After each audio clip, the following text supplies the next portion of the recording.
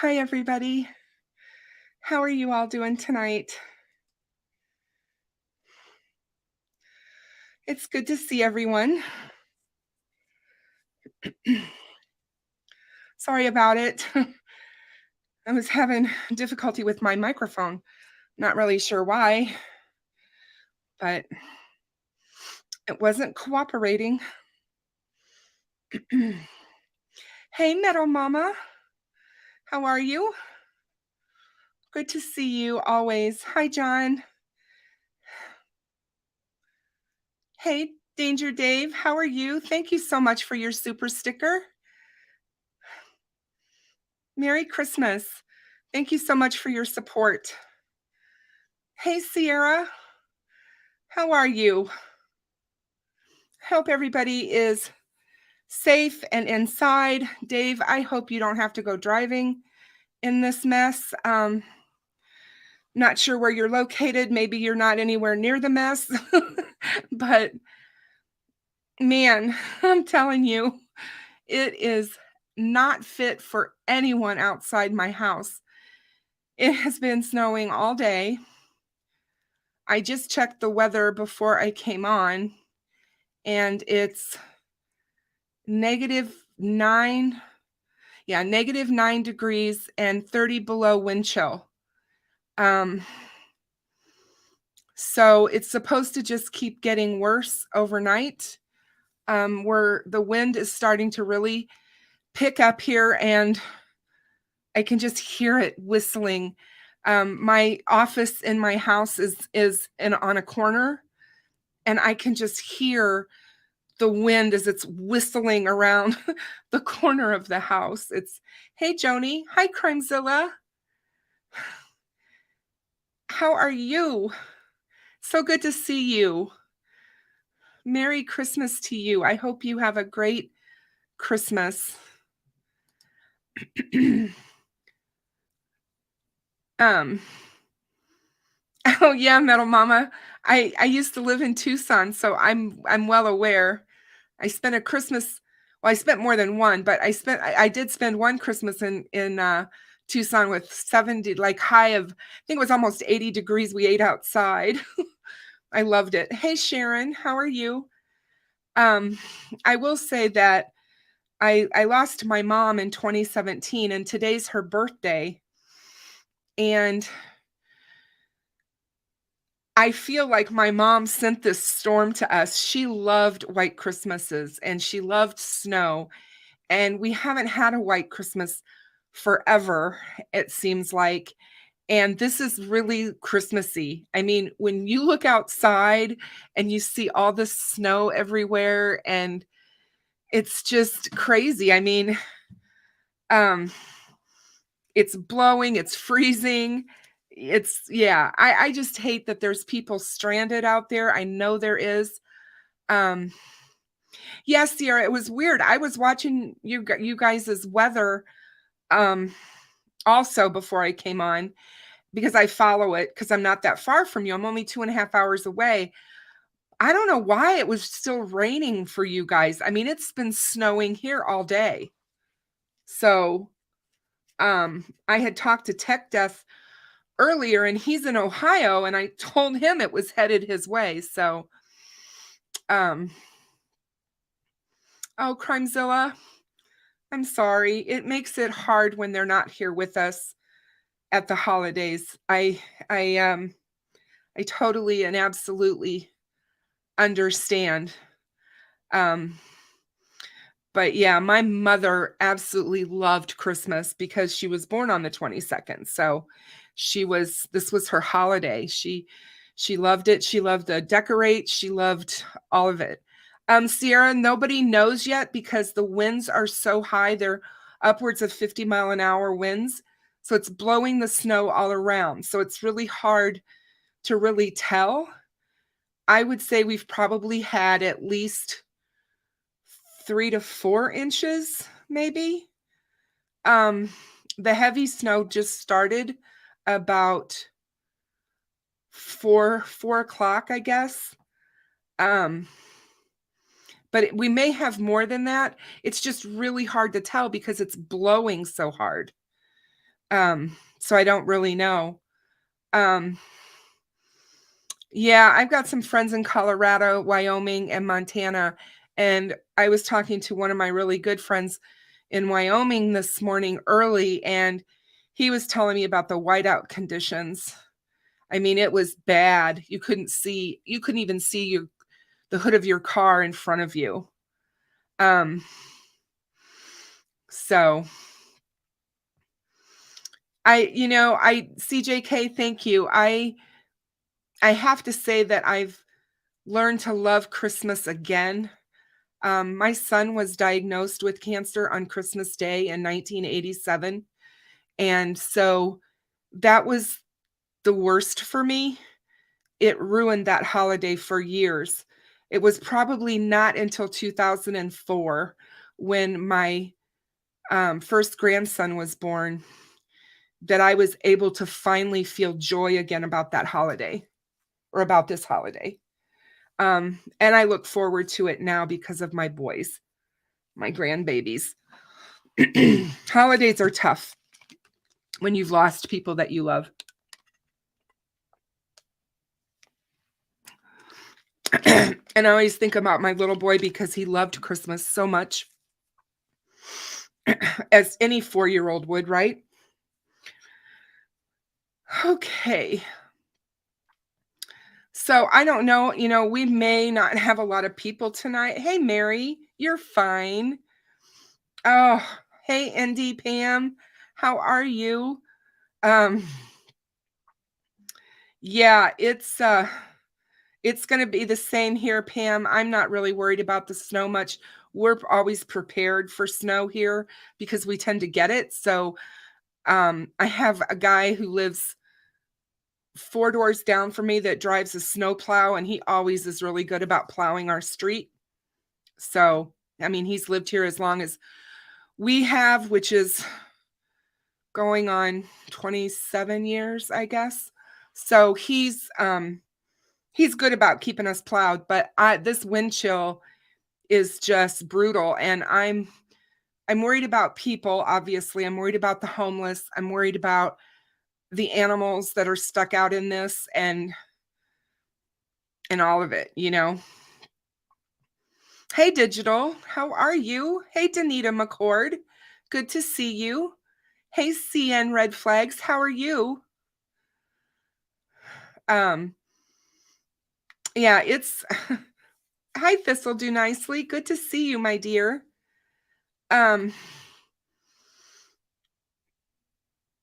Hi, True Crime Housewife. I know this wind is something else. As I was sitting here preparing for the live, the outer wall is right here behind me, and I'm just sitting here working away, and all of a sudden I could hear something just hit the wall of the house really hard, and it startled me. Excuse me. And I was like, "Oh my goodness, I hope that doesn't happen during my live." Crimezilla, I hate when I hear that. I know I'm a weird person, but I love lizards, and I think iguanas are beautiful, and I just hate it. I hate that that it's that cold, that it's shocking them. It's terrible. Hi, Josh the Posh. How are you? Welcome. So good. Glad to have all of you here with me. I'm going to talk about, we're going to talk a little bit about Delphi tonight. We're going to talk a little bit about my good friend Deb, who is one of my moderators. You guys all know Deb from It's a Criming Shame. She was over there on that channel for a while with Sunny Justice and with Aspen. And her and Aspen have both started their own channels, I'm happy to say. And I'm going to, it looks like I may have, hold on, give me 1 second. Yeah, she is. I'm so excited. She posted her first video today on her channel. I want to send everybody there to sign up or to subscribe to her because she's amazing. Just give me a moment to find it. I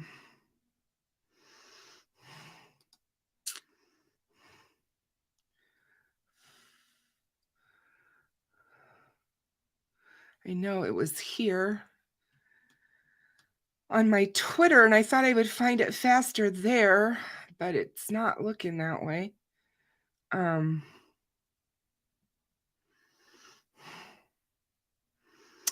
Let's see. Wow, some of these pictures, you guys, coming out of Indiana right now is brutal. I will say that.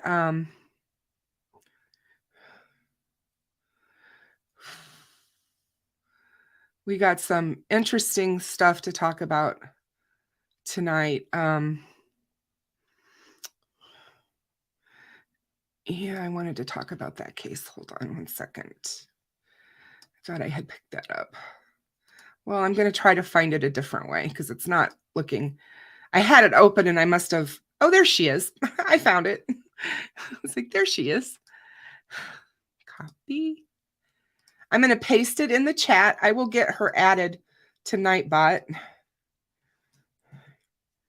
But there is the link I just posted to Deb's channel.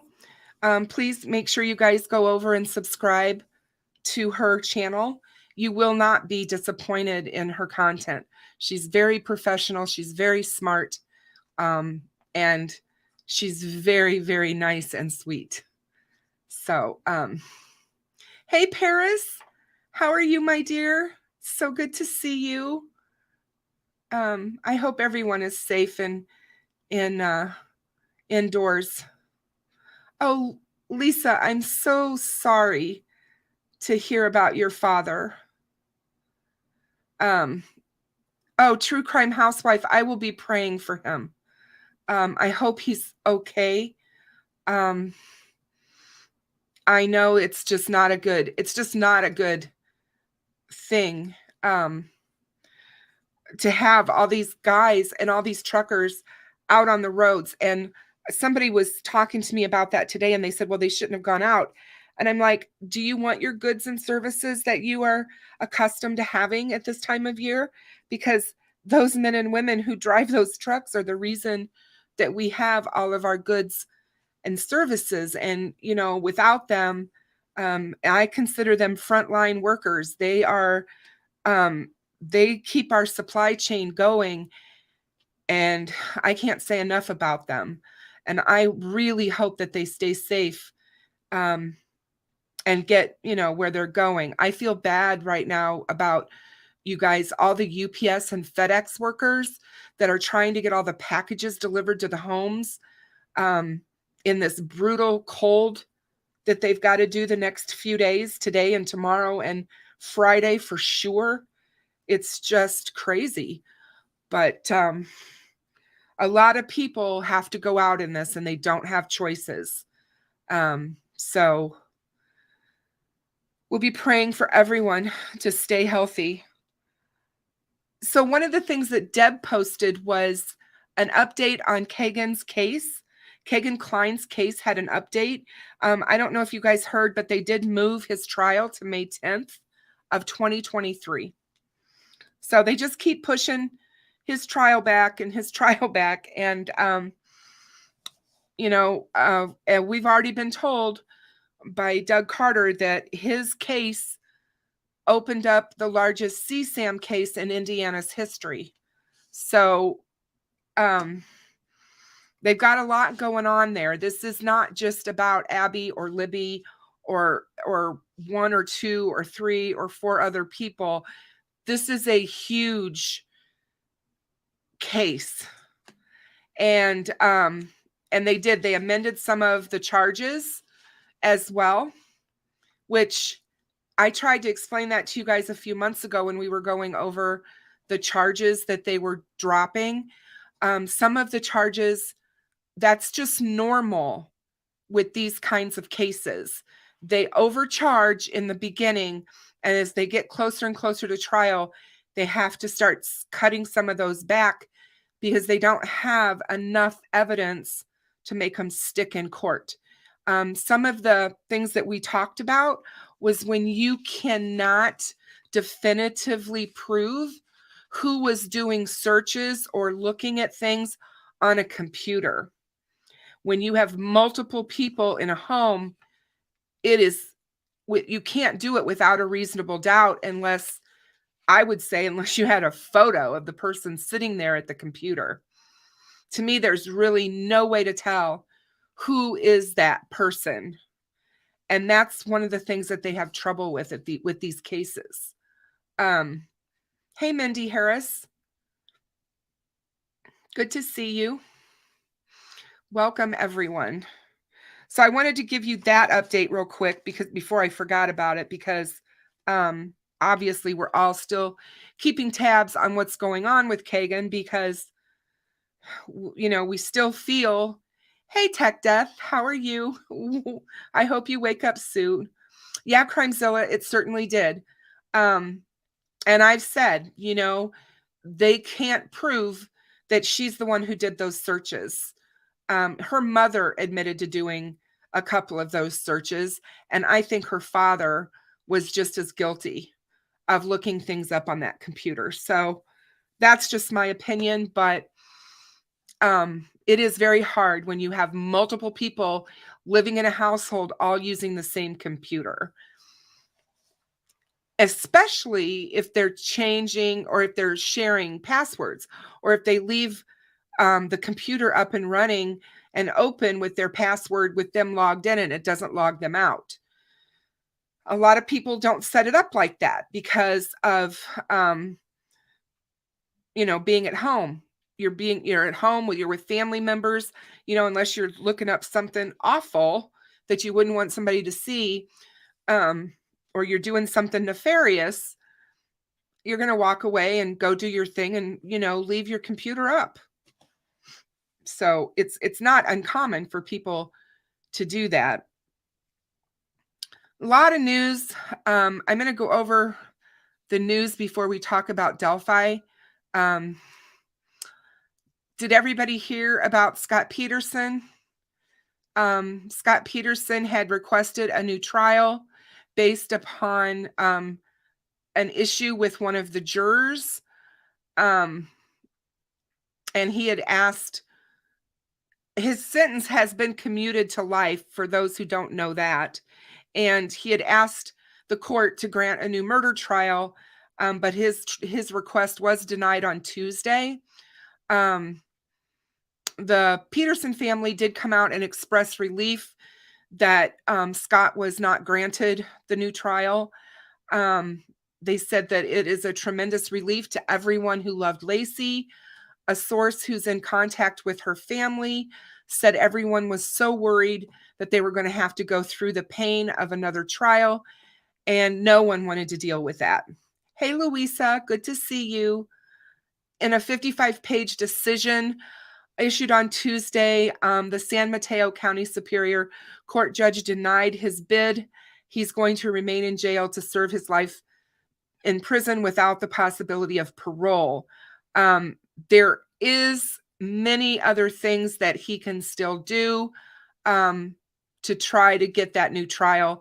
And I know that his sister-in-law is adamant that he did not do this, and that there is other evidence that was not looked at hard enough by law enforcement, and other people were not looked at by law enforcement. And so they're really, really trying to get that for him. They tried to get the new trial for him because of Rochelle Nice. She lied during jury selection when asked if she'd ever been the victim of a crime. She also neglected to mention that she had previously had a fight with her ex-boyfriend that resulted in her being arrested. So you have to remember that when you are asked to be a juror and you're given a jury questionnaire, you have to be truthful. It's as if you're under oath when you're answering those questions. So they were not happy about all of that. And it did not go in his favor. So that is that. Hey, Melissa, how are you? Good to see you. There's also, I got an email today. Maybe it was, I think it was from, who was it? It was not an email. Who told me? It wasn't Michelle. Who was it? Somebody commented to me today and asked if I had heard about, it was Indy. It was Indy Pam.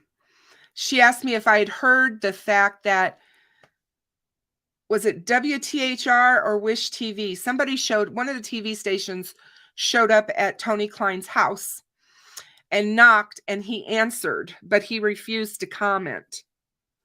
So they're still trying to get him to talk. So, hey, Peter Barakloff. I hope I didn't butcher your name. Good to see you. Thank you for being here.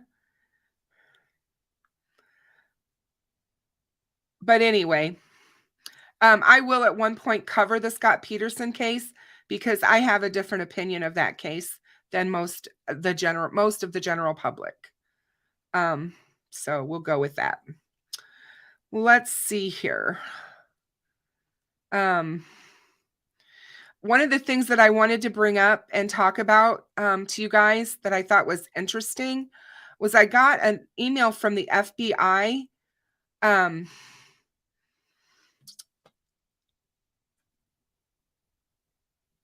And it was about they have a podcast out called Forensic Fact versus Fiction. And it's a really, really good podcast. I'm going to link it in the description below, you guys, so that you can check it out at your leisure. But it is how the FBI and the Bureau uses science to process their crime scenes.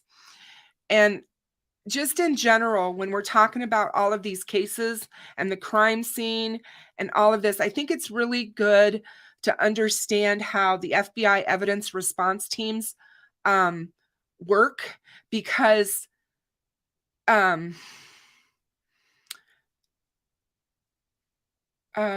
was I going to say?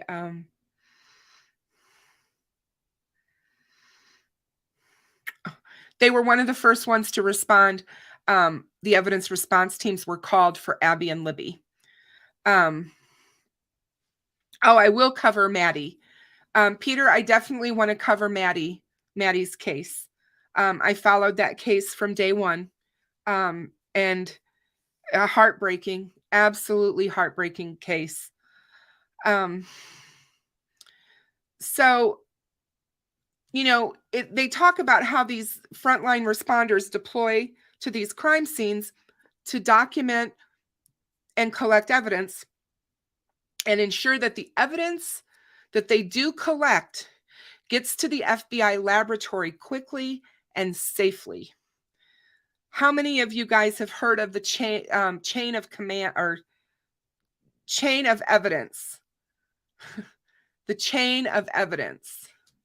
Once you collect the evidence, there is a chain of evidence that you have to follow, and you have to make sure that that evidence doesn't go wandering around, and it goes from your hands directly to the hands of the laboratory.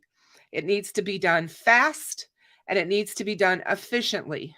That was part of the problem that happened in the O.J. Simpson trial, was two of the detectives, Van Etter and the other guy, can't think of his name right now off the top of my head.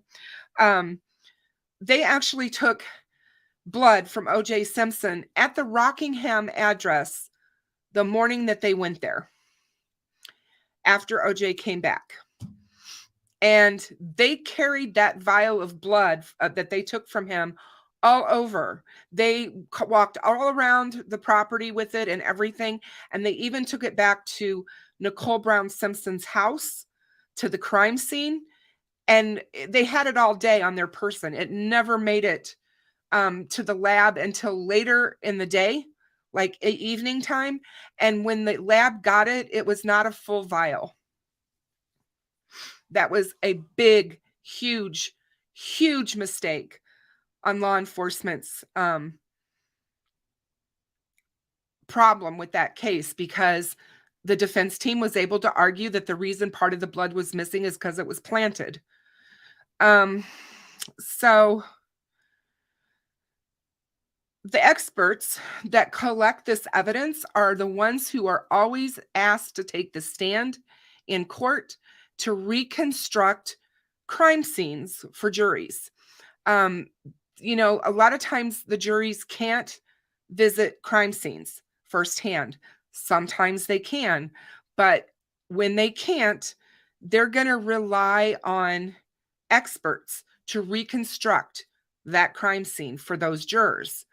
And they're going to also have to defend the integrity of the evidence that they collected and how they found it, the manner in which it was collected. All of that has to be testified to, and it will be highly scrutinized. And it's usually highly scrutinized in any case, but especially when you have murder situations. And I can guarantee you, in this case of Abby and Libby, the evidence is going to be scrutinized. Definitely.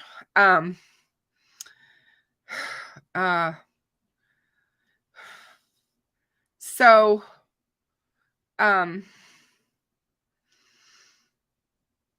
you know, a lot of jurors, when they get seated, and I learned this myself when I was also on a jury, when I sat on the grand jury especially, that a lot of people that get seated on juries really, really go to what happens on television and how they see things on TV. And, you know, TV describes crime scenes and crime scene investigations not accurately at all. But it does shape the public's understanding of what they believe, how evidence is found, collected, and how crimes are solved so quickly. And it really, in my opinion, it skews how long these investigations can take. Some of this evidence has to take weeks and months to process. It is not something that's quick and just, you know, here you've got it, you know, here it goes under the slide, under the microscope, we've got it, or we put it in the centrifuge, it does its thing, and we've got our answers, it spits it out, and here it is. It's not how it works. You have to remember that crime labs are not just working your case. Crime labs are working lots of cases. So it can take a long time for some of these evidentiary items to get through the investigatory process. And then, you know, an unofficial but significant part of their job is to separate the fact from the fiction, and to debunk what's been dubbed as the CSI effect. So there is something called the CSI effect, and they talk about it in this podcast. And, you know, we all have our favorite crime shows. We all do. And, you know, you just got to remember while you're reading them or watching them, whichever, you know, you're doing, that it is a show and that it's not real life. So, no matter where you get your headlines from, whether it's local newspapers, whether it's national newspapers, whether it's TV, or you listen to your news podcast, whatever that may be, you've likely come across the term the CSI effect. This phenomenon broadly refers to the way that television depicts crime scene investigations and how it shapes people's view of what kinds of evidence can be collected from a crime scene and how long it takes to do so. Now, this effect can be seemingly benign, because after all, a forensic science student isn't going to use their favorite TV show to study for a final exam, I wouldn't think. And medical examiners aren't tested against what they've seen on a small screen, right? But when someone is summoned to jury duty,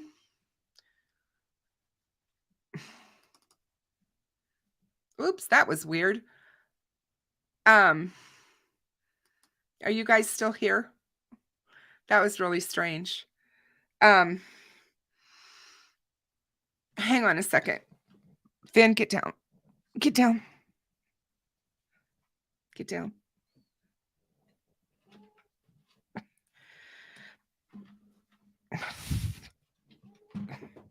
My cat is sitting on my router again, and I don't know why. It made me think that I lost power.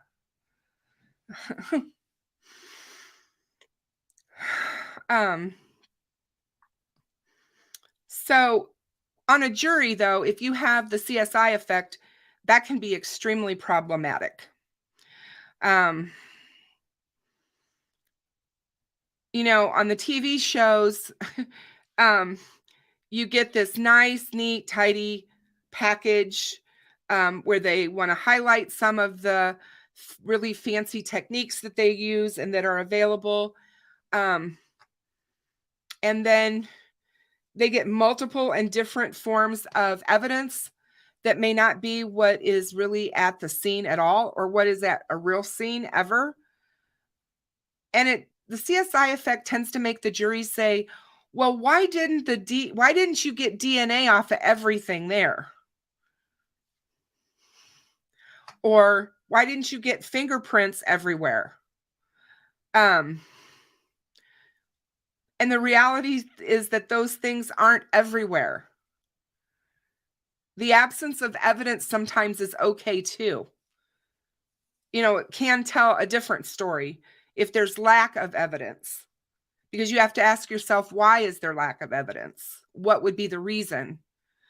There was a supervisory special agent. Her name was Heather Thu, and she was an instructor with the FBI's Virginia-based evidence response team or unit. And they train the evidence response team members to approach crime scenes the FBI way and to be able to explain that process in court as an expert. And those are the kinds of people that defense teams and prosecution teams are looking for to place on the stand to talk about their evidence and how it was collected.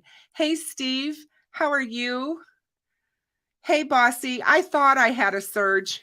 I swear I did. It was weird. I'm like, I hope I don't lose power on you guys. According to Tom Duffy, he's a retired agent who has led training for the unit.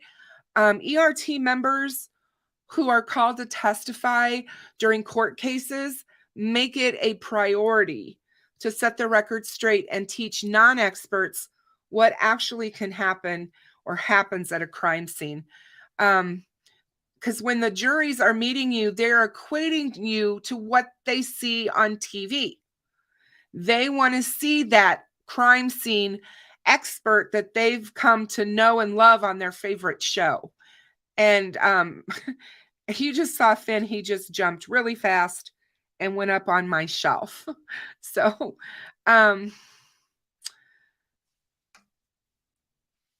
so when Duffy would ever take the stand, he preferred to explain both what investigative steps he carried out at a given scene, as well as actually how he performed them. He feels like when he's talking to a jury, he's educating them. There's an old line, educated consumer is your best customer. And that's very true. When they understand what you're trying to tell them better, or if you're talking to someone who is a layperson who has no idea about DNA or evidence or any of that, it's really important that you educate them. And that all has to be done, you guys, from the stand. And you've heard me talk for an hour or two on certain topics where it can get long. And it's like, do you lose your audience? You know, it's the same with the experts who are on the stand trying to explain and detail these crime scenes so that the jury can understand the process. And so the emphasis on detail is important because it not only does it ensure that the jurors are informed about the process, but it also helps to win their confidence in you as being that expert. And it also makes them believe that you wouldn't overlook any steps when processing the crime scene. That's important because if the jury can believe that you are a professional who follows the rules and everything to a T, and you're documenting it and you're telling them how you did it, well, that goes a long way. Trust me. They did not have that in the O.J. Simpson case. There was a crime scene investigator who, his name was Fong, and he made all kinds of a mess of that crime scene. All kinds of things that he did by not wearing booties. There were just all kinds of things that he did that came out at trial. And it was sad because you know he didn't intentionally do any of these things, but those are the kinds of things that were brought up while he was being cross-examined. And again, it puts doubt into that jury's mind about your professionalism and whether or not you overlook steps when you were collecting and processing the crime scene.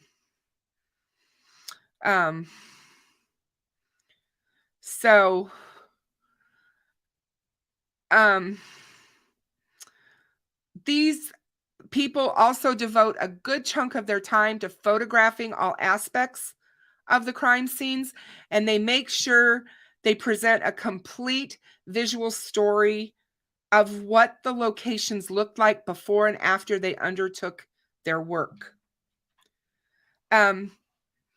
Merry Christmas, Dave. Please be safe out there. I hope you have a happy holiday with all of your family.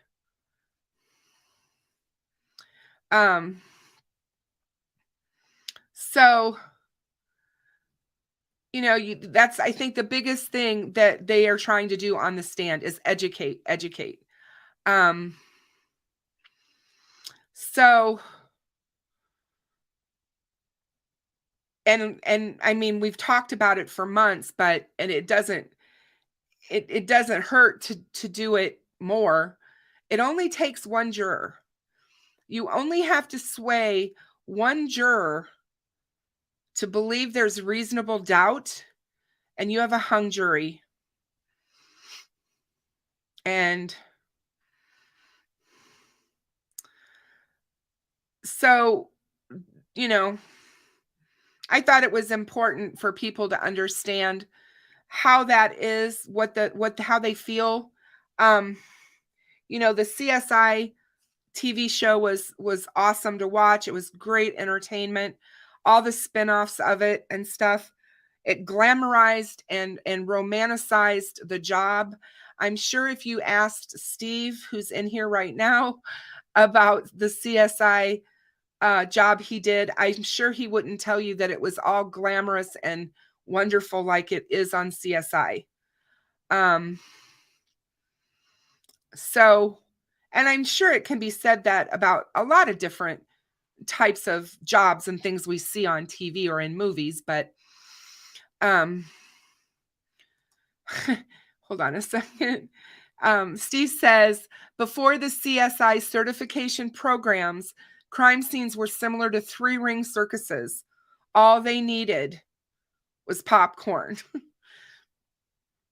And that's really sad. And I mean, when you stop and think about how critical at a murder scene it is important. I mean, it is at any crime scene, but I mean, when you're looking at a murder scene, how important, you've got so much evidence there.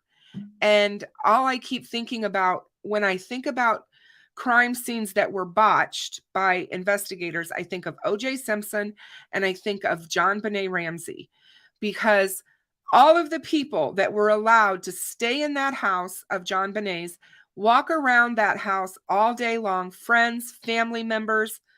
I mean, they were in and out, in and out. And, you know, who knows what evidence was either damaged, degraded, smudged, ruined. It's just mind-boggling to me. I don't understand why that crime scene was not secured immediately when they realized that she was gone and that she was missing. As far as I'm concerned, that they didn't handle that well. I mean, it was just, they should have not allowed all those friends and people in the house. It should have been the family, and they should have isolated them away from each other. But yeah. So anyway, that's kind of what I wanted to talk about with that. Like I said, I will put the podcast down below. It's really worth listening to, because it is how the FBI does this work. They talk about it, and how important it is. And it gives you a really good understanding of how they approach a crime scene. And I know Steve has helped us with that because he's talked to us about it. But it never hurts to listen to another person. And the FBI is always fascinating to me. And I'm on their email list, so I get this kind of stuff from them. So I'll definitely make sure that I link that for you guys. I'm going to share my screen because I wanted to, oops, wait a second. I want to put this up here. Hold on. Give me one moment, guys. Give me one moment. Oh, man.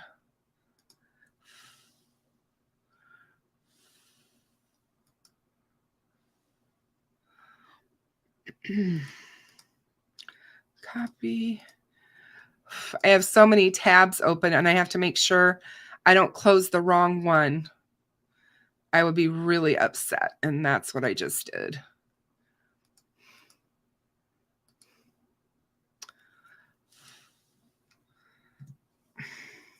Okay, there we go. Now I can share my screen. We're going to talk a little bit about Athena Strand. I know you guys were here with me when I was talking about her case. We followed her case. It was a very short missing person case. For all of you that don't remember, but this is Athena here. And she was killed by the UPS driver in late November down in Texas. He has been charged this week of killing her, and he's been charged with sexually assaulting her. His name is Tanner Horner. He was 31 years old, and he was previously charged with capital murder and kidnapping in her November 30th death outside of her father's Paradise, Texas home. But Wise County Jail records indicate that Horner has also been charged with 3 counts of sexual assault of a child. It's not clear if she was a target. He delivered FedEx packages as a contract driver, initially claimed that he panicked after hitting her with his van while delivering Christmas packages to her home. According to an arrest affidavit previously reviewed by the press, Horner allegedly told police he'd killed the girl inside his van because he was afraid her father would be upset that he'd hit her with his vehicle. Horner allegedly told investigators that Strand wasn't seriously injured after he had struck her. However, he allegedly decided to kill her, he told investigators, because he was scared of what she would tell her father what had happened. And at that point, Horner allegedly told authorities he tried to break Athena's neck, and when he couldn't, he claimed that he just strangled her in the back of the vehicle with his bare hands. What a monster. Her little body was found on December 2nd, and it was discarded in a riverside area about 9 miles from her home. And he allegedly told authorities where to find her. Before her alleged killing and her sexual assault, Strand, who was staying with her father and stepmother, reportedly argued with her stepmom, Elizabeth Strand. Athena Strand's father has sued the FedEx contractor who hired Tanner Horner. The stepmother later went to look for Athena, but told authorities that she had not realized that the child went outside, most likely to her makeshift bedroom. She actually had a bedroom outside the home in a shed. Athena and her stepsister were sleeping in a converted storage shed while the house was being renovated. When Horner spotted Strand in the driveway, he had just delivered a package to the home. It was a Christmas gift of You Can Be Anything Barbie dolls. I was supposed to bring her home to my house in Oklahoma, her mother, Maitland Gandy, said, after Christmas break. Instead, she will come home in an urn. Since Horner's arrest, a woman came forward reiterating previous allegations that Horner had sexually assaulted her when she was a minor. Shay Marie described the alleged assault on her Facebook page in 2019, naming Tanner Horner as the person who allegedly raped her when she was 16 years old and he was 23. December 6th and 7th marks 7 years since you violated me and treated me like you were entitled to my body. 7 years I was a child in a vulnerable state, and you took advantage of that, Marie wrote last year. It's unclear whether a report was filed or if Horner was charged in that alleged assault. The writer of this article did reach out to Shay Marie for comment, but didn't receive a response. And it is unknown whether he has entered a plea or retained an attorney at this time to comment on his behalf. Earlier this month, the district attorney's office announced it was seeking the death penalty in his case. So that's the update on Athena's case. Please keep her mother and father and family and her little sister in your prayers this Christmas. This little girl didn't deserve what happened to her for sure. I mean, it's just gut-wrenching. These monsters that walk among us. I do have a happy story that I wanted oh,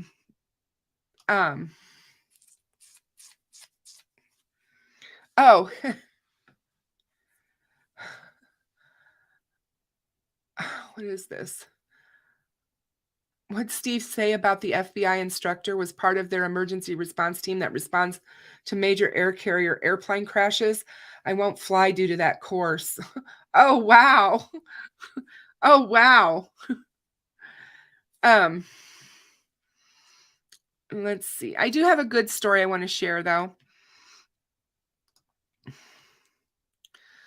So, a 75-year-old man from Bryan County, I think this is in Georgia. So, down there by True Crime Steve somewhere. He's 75-year-old man. He rescued his wife from their home, which was absolutely engulfed in flames. And they're calling him a hero after he sprang into action and saved his wife from this destructive home fire.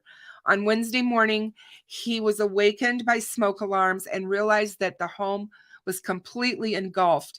He was unable to make it to his wife due to the flames.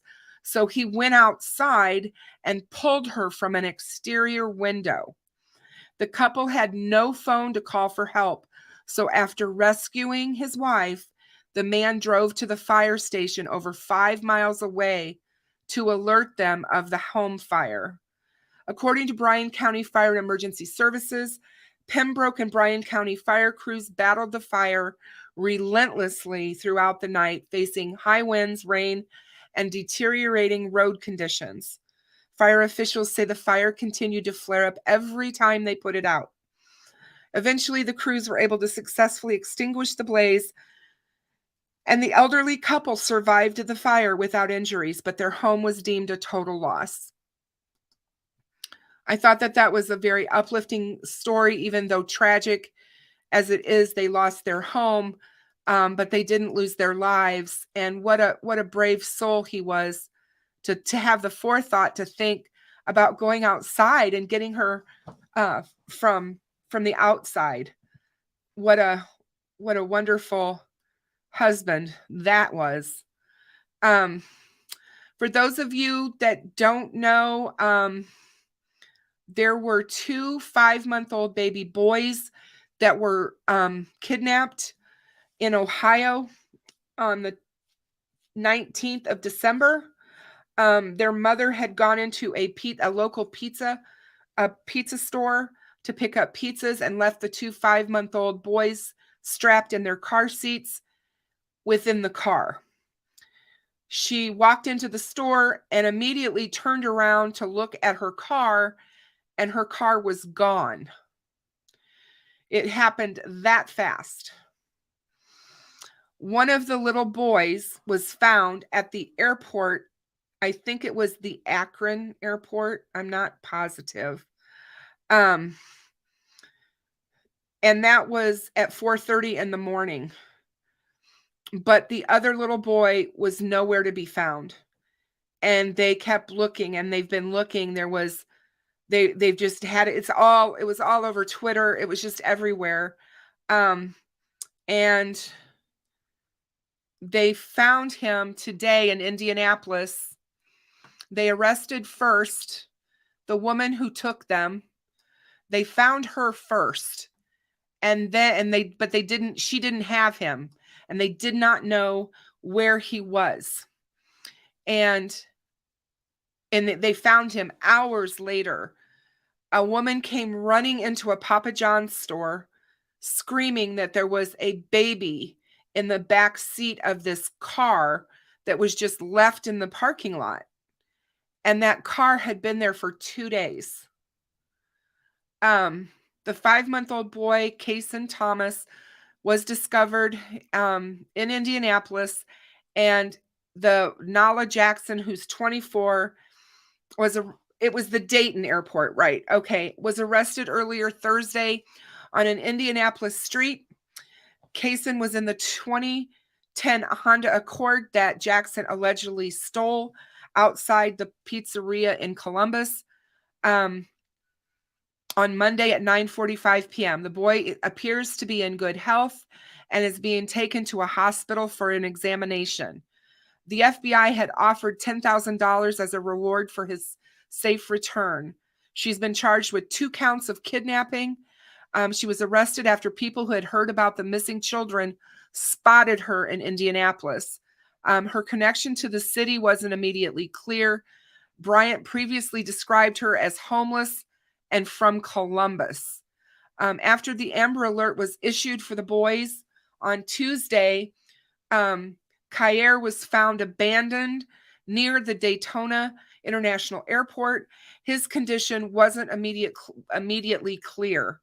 Jackson allegedly stole the Honda Accord from outside the Donato's pizza parlor when the boy's mom went inside to pick up a DoorDash order. She left her children inside the car and was only in the store for just a couple of minutes. There's no indication that Jackson knew the family. Columbus Police Deputy Chief Smith Weir said Wednesday. But I'm here to tell you what a happy, I'm going to show you a picture of these little babies. What a happy ending to what could have been an absolutely tragic story. But these are the brothers. These are the little boys that were taken. They were dressed alike because obviously they're twins. They're just as cute as buttons. I mean, they're just adorable little kids. And that's Kason and Kyer Thomas. And thank the Lord that the guardian angels were looking out for them and that they were found and they were okay. Because I can't believe, as far as we know, John, they haven't really come out and said about the first boy that I could find, but everything that I've seen, hey, Steffa, how are you? So far, they believe the boys are in good condition. So we're going with that. So that was one of the other stories I wanted to talk to you about and update you on, because I had been following that all week, hoping that, that they would have found them quickly. So I wanted to show you this picture. Present my screen again. I just wanted to give you an update. I know this picture is really small, but this is the best one I could find this direction. But they have really done a lot to support. You can see all the supports that they've added to the bridge. They're doing a lot of work on the Monon High Bridge. They have put up the railing all the way. I mean, it's really far. They added the decking. Yeah, she left the other baby. Steffa, they believe that she left for 2 days in the car outside. I don't know how he could not have been hypothermic. I'm still questioning that. But anyway, there's a lot going on with the bridge, guys. It doesn't look anything like it did. And they've really added support beams and stuff all along it. So yeah, it's really interesting. So let's talk about these babies. Let's talk about the girls. Let's talk about Abby and Libby. I wanted to remember them.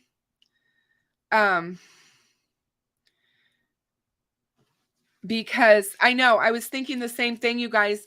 Thank God they found him before this cold front hit Indianapolis. Can you imagine what they would have found?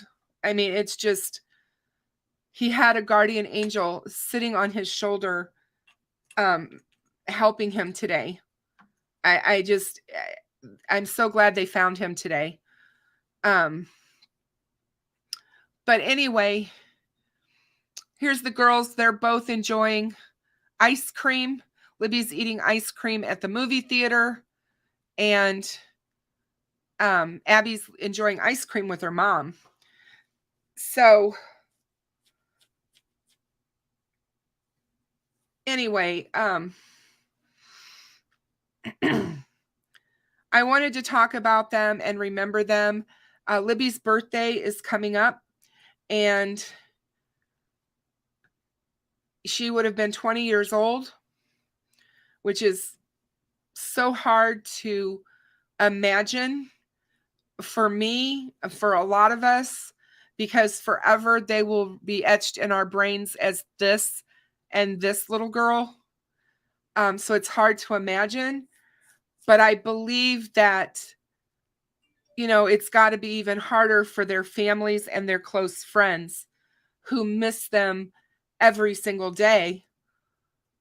They have to try to figure out ways to get through these rough holidays without their girls.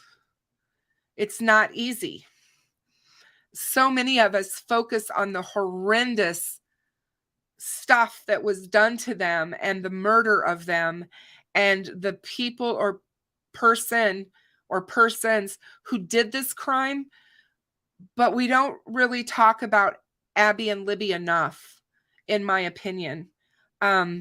It's why I started Delphi's Daughters well over a year ago on Reddit, because I wanted to give the family a place to go where I was religiously doing a Today is the Day post for the girls and trying to remember them and memorialize them for them.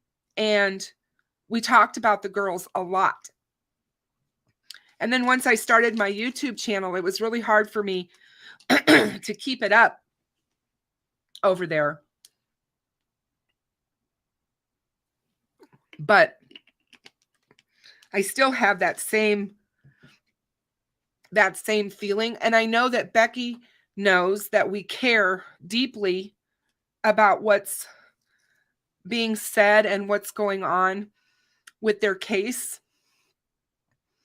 I've said all along that I'm here to champion for the girls' justice. All I care about is that the person who committed the Delphi murders or the persons are actually caught, brought to justice, and have to good night, Tech Death. Hope you feel better.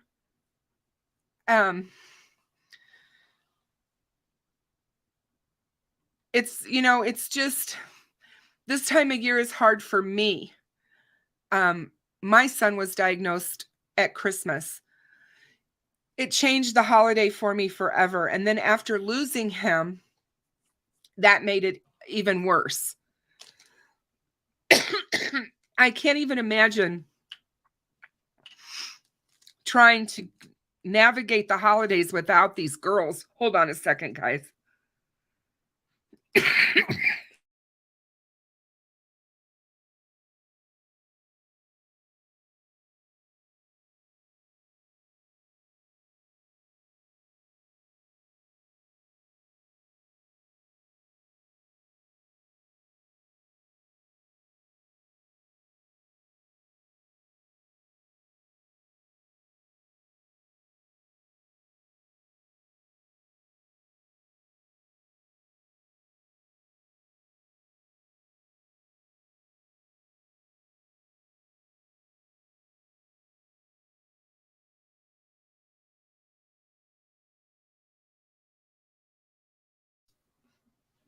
Sorry, guys. I haven't done that for a while. I haven't drank enough today, and that's part of what's going on here, but I apologize. So I just wanted to kind of, because it's Christmas, we've got Libby's birthday coming up.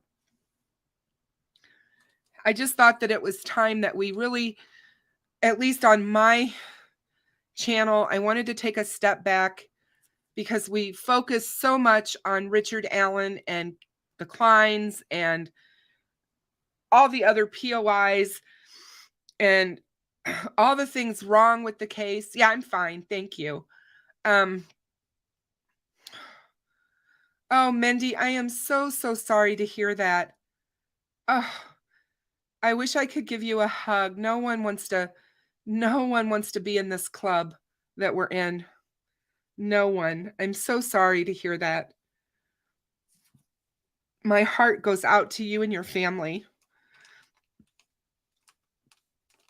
Um, but yeah, it's, I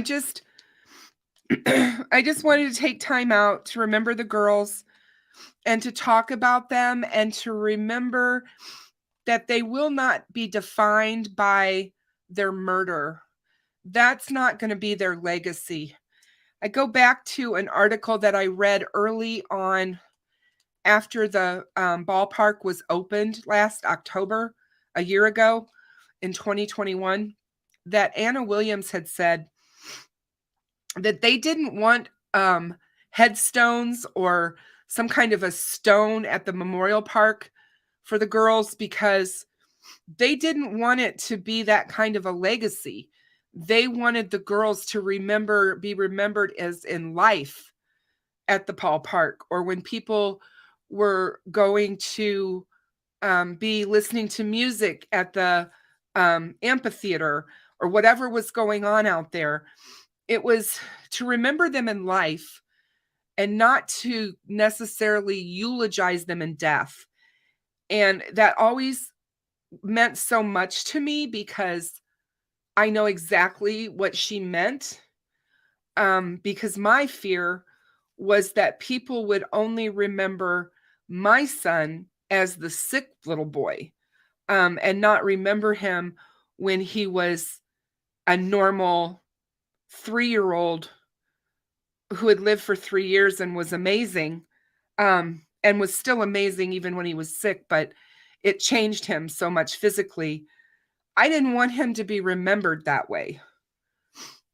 And so you can understand when we as creators are covering these cases, when it becomes almost like the victims are not real people anymore. They're just names and victims. And we really don't know, or we don't try to learn about those victims. And it's different, I guess, when maybe you cover an article of a story and you just brush over it and you don't deep dive into it.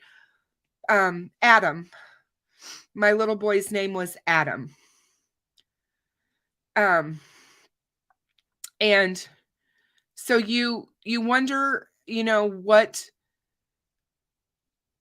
brings people into the genre and why do they want to cover cases like this? I've covered the case for nearly 6 years, since the day one, since they went missing, and I followed it. And I tried to learn and read everything I could about the girls. And yes, Anna does a Christmas box, Abby's Angels, every Christmas. And she does that in Abby's name so that her legacy lives on, because Abby was all about helping others and she really wanted to always give back. Same with Libby. Libby was always trying to make people laugh and do kind things for people. That's why she's known as the little girl with the sticky notes, because she left sticky notes everywhere. Becky talks about having a sticky note on her visor one day when she went to get in her car, and, "Hey, Verbal Judo, how are you? Good to see you. It's okay." And she lowered the visor, and here was a sticky note from Libby that said something to the effect of, "Grandma, thank you for all that you do for us. We love you." And, "Hey, Mist Siren, thank you so much." And, that just shows this was a 14-year-old little girl who took it upon herself to do things like that. She would give those to her teachers, thanking them for, doing something for her or helping her learn something. And that's just, like I said, that's just who she was. Libby was also known as the cookie baker in her house. She would come home from school and it was nothing, Becky said, for her to whip up some chocolate chip cookies and bake them up for everyone so that everyone would have something homemade and baked, out on the counter. Just doing things like that for others. It shows you the kind of girls that these girls were. And yet we have people out there, and sorry guys, but I'm going to get a little bit emotional and mad here because this is going on and people are still talking about it to today. I mean, it was just a few days ago that a content creator had this horrific human being on as a guest, and all he did was bash these girls. He called Libby every name you wouldn't imagine. He talked about them, sexualized them, made them seem like it was just gut-wrenching to listen to this person be given a floor on a YouTube live video, and people sitting there because they were given the choice. The audience was given a choice by this content creator on whether or not they wanted this person to actually come on the show. They were backstage. I tried to warn them who this person was and that they did not need to see this person. And yet he was allowed to be on. And it was horrible. I'm not kidding you. It was absolutely horrible. And I'm not going to say his name. I'm not giving him any feedback at all. I don't want any, but I'm not going to be a part of that. But there's people like that. Yes, Sierra, wasn't he though? I mean, it's just, I was in tears. I had to get off the show because I couldn't stand it anymore, because of what he was doing. And I was like, these girls don't deserve this. They didn't deserve it before anything happened to them, and they certainly didn't deserve it now. And these kinds of people are still covering these cases. And to think that content creators watched that, was in there and saw that debacle and didn't speak up about it, it makes me so mad. It's really easy to call out a content creator that makes a video of a fake video of the Idaho case with a girl screaming and gets called out for that. But they allowed this person, this jerk, this less of a human being, to be on their show and talk as he's a quote expert on Delphi. I couldn't stand it. So, good question, CNR. Good question. I tried.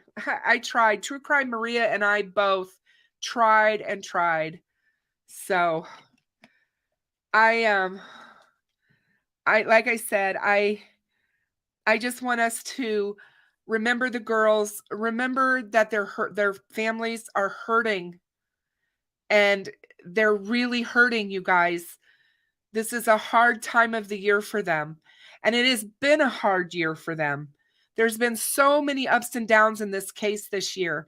And yes, now that we have someone that's been arrested, that's going to go to court, and to trial for the murders of these two girls, there's still so much left to be done, and it's not a done deal. And there's, like Mike Patty said, it is a really hard road that they have to climb right now. Boy, Mindy, if I could answer that question, I think I'd be really wealthy. I wish I knew what was wrong with people. I wish I knew what was wrong. Frank Meister was, and so did I think CD was in there briefly, and he left. I don't even think he stayed in there. Um, I I've always told Becky that I would always have their backs. I've always told Kelsey that I stand with them. I always will. Um, and see, this happens a lot, Lisa. Um, there's a lot of people that say that Libby gets more of the press because her family is more out into the interviewing and speaking out publicly. Anna has chosen to stay quiet over the years, and not be as vocal. So Abby gets like the short stick when they're talking about the case. There's a lot of people that feel that way. Of course, I don't feel that way. I feel both of the girls deserve the same amount of coverage. They loved each other. Those girls didn't leave each other, they stayed together. Um, I think that that can be said for them, and a lot about their deep friendship and the way they felt about one another. And um, it's there's just I've often said to people when we're talking about the case, or when we are um,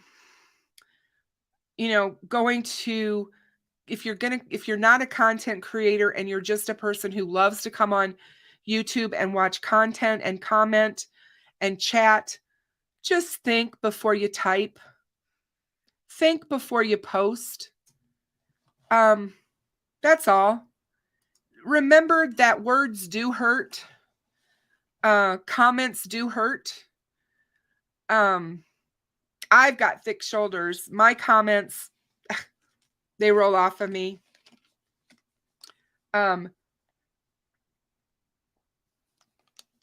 Libby's family loved Abby. I think they loved her just like a daughter. They took her on vacation with them, and she was in their home a lot. So I've learned, I'm finishing up my first year on YouTube. My YouTube channel will be a year old at the end of January, because that's when I started it, but I didn't actually post anything, I think, for a couple of weeks into February. But anyway, I have learned a lot. I've learned a lot about being a creator. I've learned a lot about the Delphi community. I've learned a lot about certain creators in the Delphi community. There are a lot of Delphi creators out there, you guys, that are big name channels that have lots and lots of subscribers, and they do a bang up job on this case. There are some that only cover Delphi.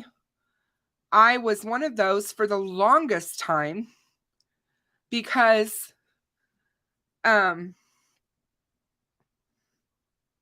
it was what brought me here. Delphi was my case. I still feel that way about it. It'll always be that way until whoever it is sentenced and locked up. I'm going to still be here. I want to be here to help support the family through the trial. There's just a lot. And I know I was watching some stuff on YouTube over the last few days about how they've changed their algorithm. And because they've changed their algorithm, a lot of the smaller channels who have 2,000 subscribers or a little bit over that have seen a huge drop in our views, like by almost 2,000 views. And it has to do with the algorithm. And they were talking about how you can change that and get your views and stuff back up. I never started this channel for views. I never started my channel to become a famous YouTuber. And it's not why I'm here. I'm here because these cases matter to me. Hey, Deb, welcome, my dear. You missed it. We were talking about you. You'll have to go back and watch the beginning of the live stream. I shared your channel with everybody. So that's all out there. I got to watch your first video. Loved it. Thrilled that you started your own channel, by the way. But yeah, that's not why I did this, and that is not why I can you've heard that. Why is that? You've heard what and why is that? CNR.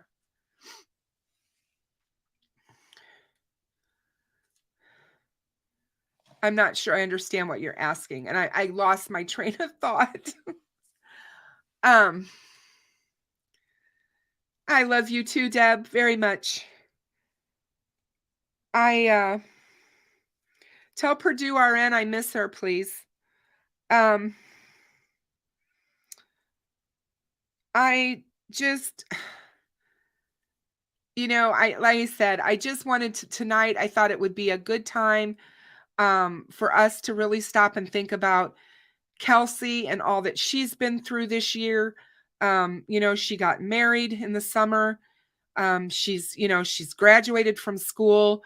She's starting working, and she's trying to continue to have an impact on victims, survivors, family members of victims of crime. And yeah, it's not that it's messed up, that they've just changed some stuff. But I don't know, because my last video came back up to where they all normally are, the one I did on Tuesday night. So I'm just going to have to wait and see, because I really don't know what to think. But anyway, that's all I really wanted. I mean, I just thought that we could, like I said, talk about them. And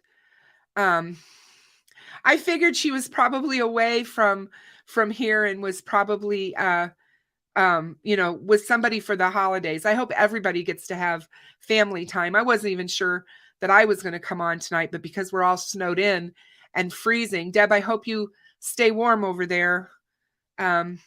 And you guys are just starting to get it. We've had it all day, so it's crazy here. I still can't get over the wind outside and how it's whistling around my house. But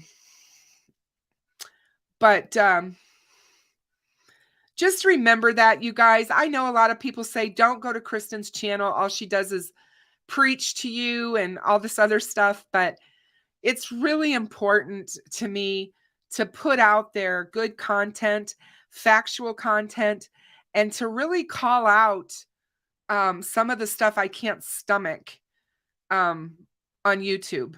I have to say, I can't be quiet about it. So I'm glad I'm glad I came on too. I wasn't sure until around 3:00. And I was like, well, I think it's time, that I spend some time with you guys before Christmas, because I won't be here on Saturday, obviously, and I probably won't see you again until Tuesday.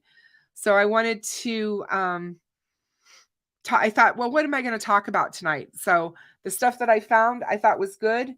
And then I wanted to talk to you, like I said, about Abby and Libby and about their legacy. The fact that they both would be in college studying for those jobs that they so wanted, to do in life. Oh, Danita, thank you so much.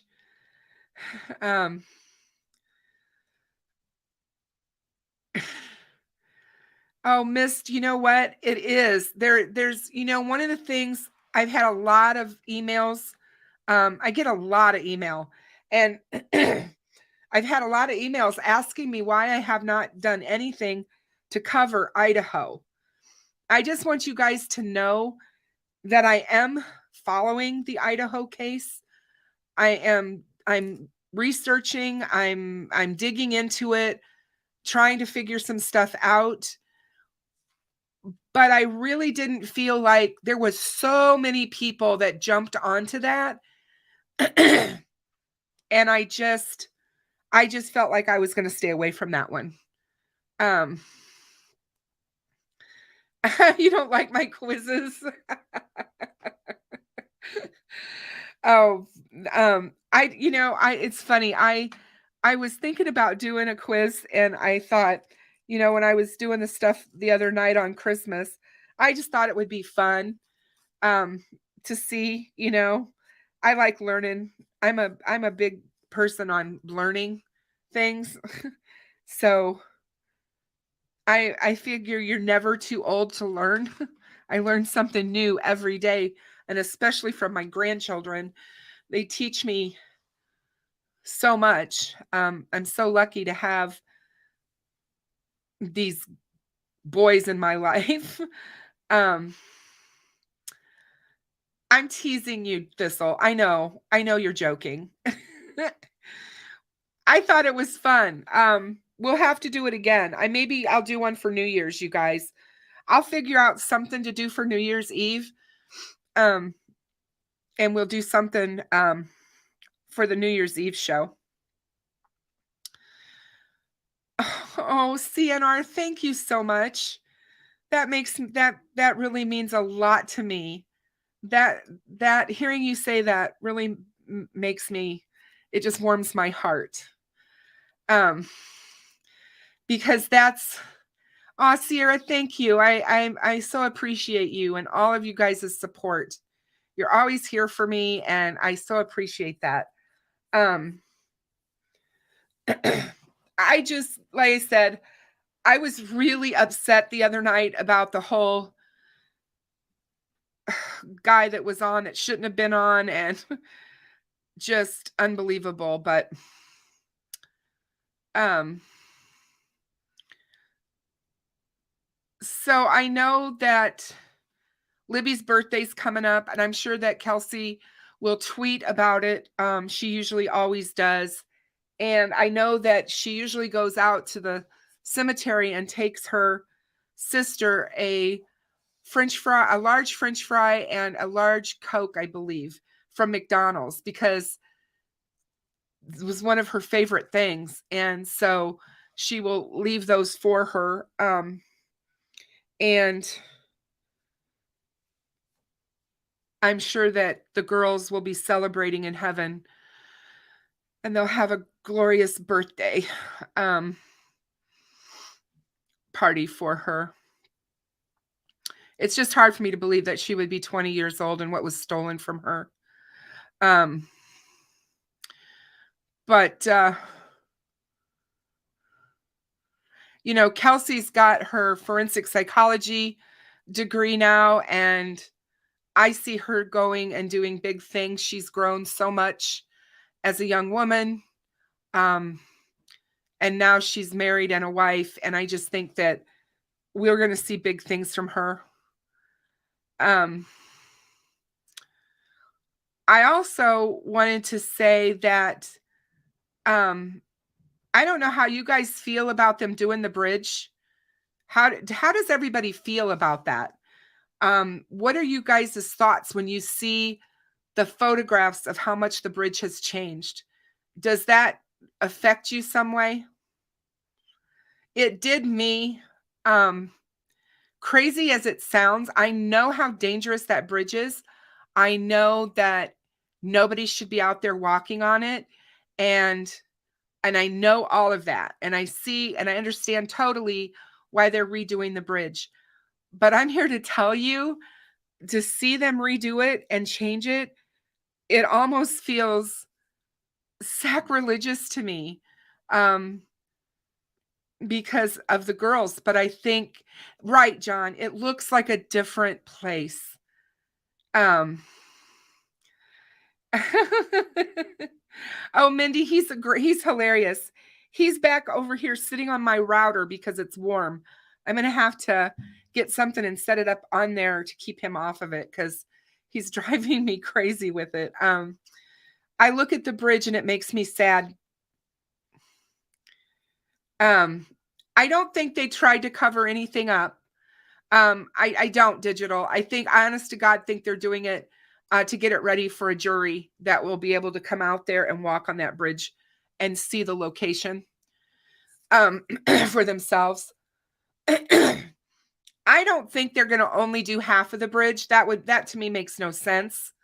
I just think that maybe they stopped for the holidays and, it's getting super cold right now. So they'll probably wait until the weather breaks and starts warming back up, I think. And Deb, that's a good way to look at it, that it gave her peace to see it repaired, like a new beginning of the case moving forward to being resolved. I get that. And I just, yeah, I don't know. I just think it's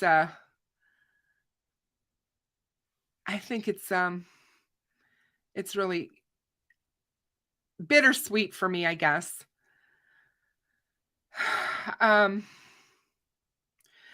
far as I know, everything that I know about the bridge is back in 2015, the state of Indiana was granted there was a federal grant and a state of Indiana grant that gave them, the McCain brothers, who have the historical part of the bridge that they manage, whatever that fund is that they have, they got money. Almost $200,000 was given to them to repair the bridge in 2015. They then asked for more money and was granted it, and they never did anything to repair the bridge. That has been a thorn and people who have covered this case for nearly 6 years asides. We all wanted to know why the bridge was not repaired with the money that was given to repair it. And nobody's had a good answer for that. And so I still, I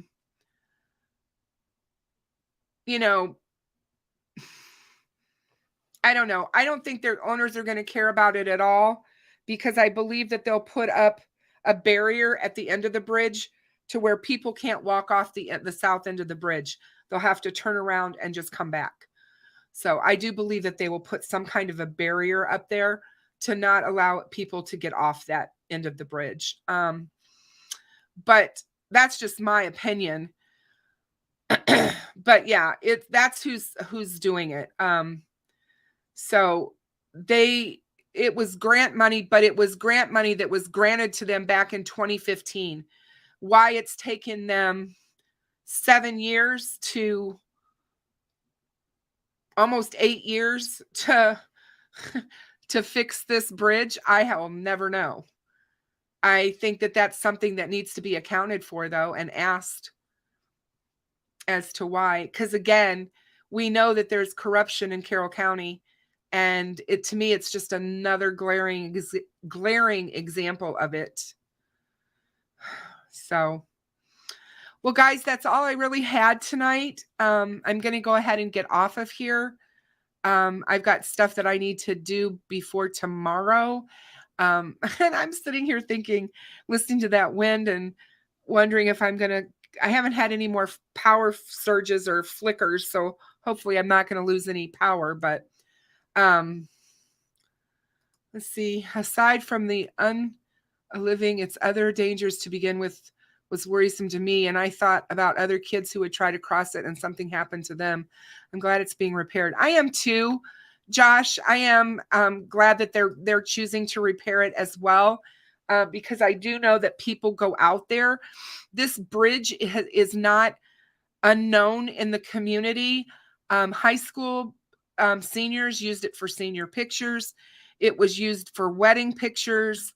There were all kinds of formal pictures taken out at that bridge. And then just kids and people going out there. And you know how teenagers can be. They don't believe anything bad can happen to them. And so I don't know. I just think that it's all going to probably be for the best that they did go ahead and finally repair it. But I do think the timing is very interesting as far as why it would be in the middle of winter, and instead of them doing it in the summer.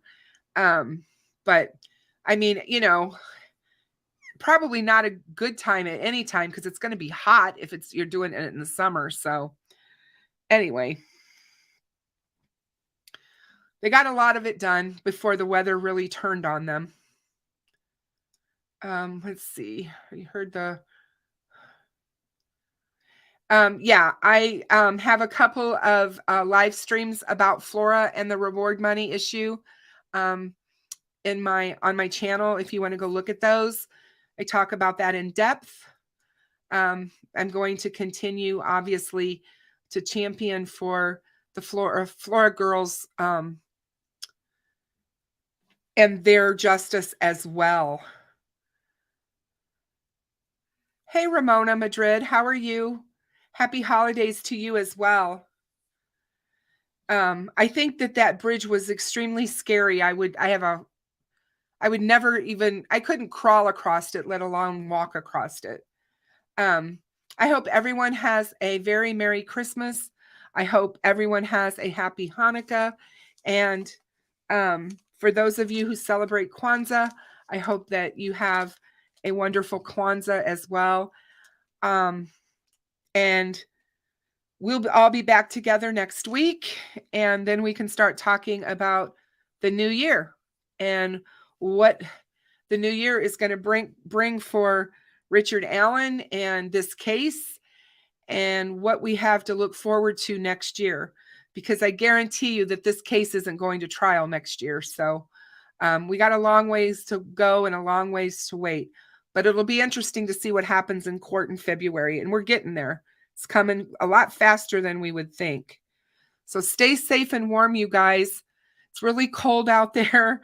There's, it's not fit for man nor beast. And speaking of that, please, everyone, if you have outside animals, please make sure they're in the house. Please don't leave cats outside. Don't leave dogs outside. I even feel for all the farm animals. I hope to God they're in barns or something somewhere, because this is just horrific.